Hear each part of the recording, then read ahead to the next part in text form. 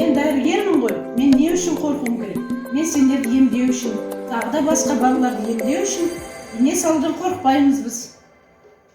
Дәрігер апай, сіз де аурасыз ба? Мен дәрігер болғанмен басқа балаларды емдегенмен, мен де ауырамын, мен де адаммын. Сол кезде мен де басқа дәрігерге барып, мен де емделемін. Ауырғанда сіз де дәрі ішесіз ба? Әрине, мен де дәрі ішемін.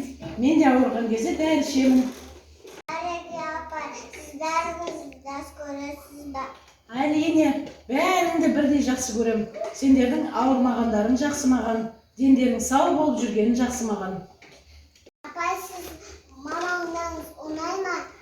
Әрине, мен өз мамандығымды, ақ халатты абзал жан болғаным үшін, мен өз мамандығымды өте қатты жақсы көремін.